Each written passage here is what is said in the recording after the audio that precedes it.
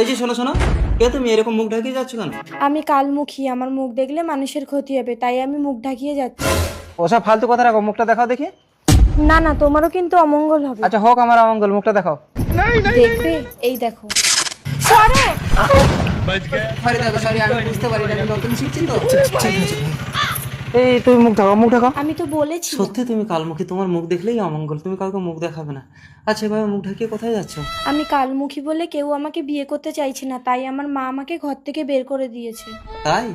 ওই একজন আসছে দেখতে পাচ্ছ?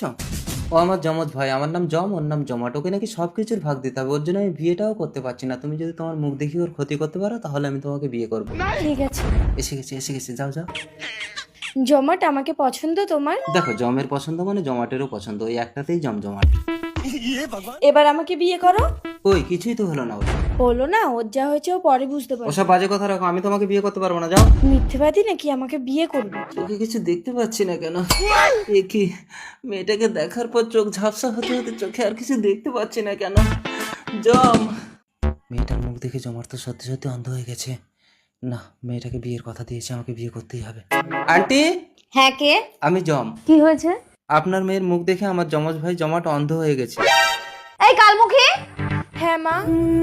এই কেন বলেছি রাস্তায় কাউকে মুখ দেখাতে না? ওকে মারছেন কেন? আমি আমার জমজ ভাই জমাটকে ওর মুখ দেখিয়ে ক্ষতি করতে বলেছি। তাহলে আমার মেয়ের কি দোষ বাবা? না না, ওর কোনো দোষ নেই, আসলে আমি কালমুখীকে বিয়ে করতে চাই। কেন বাবা নিজের বিপদ নিজে ডাকছো? ওর মুখ দেখলে কিন্তু ভস্ম হয়ে যাবে। না আমি তোর মুখই দেখবো না। যা কালমুখী যা, জামাইকে যা দেখাস দেখাস, কিন্তু নিজের মুখটা দেখাবি না, ঠিক আছে মা? ঠিক আছে শাশুড়ি। যা কালমুখী জমজমাটকে বিয়ে করেছিস তো, এবার দুই ভাইয়ের ঘর করতে হবে দেখবি। তবে রে, বেশি কথা বল। কথা বলতে পারছি কি? একটু কথা বলতে পারছি না। কালমুখী চলো। এসো কালমুখী, এটাই আমাদের ঘর। এই তো জমাট। জমাট, আমি বিয়ে করে এসেছি।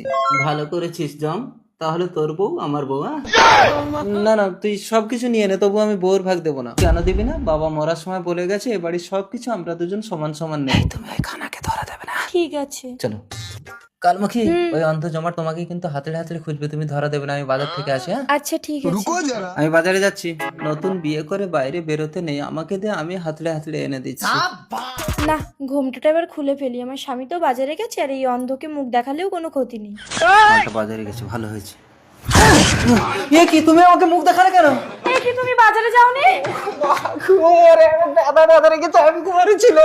এবার আমার কি ক্ষতি হবে তার? ঠিক আছে হবে কি, হয়ে গেছে, ওই দেখো। আমি মরে গেছি। কই রে মা গো, আমার মুখ দেখে আমার স্বামীটা মরে গেল গো।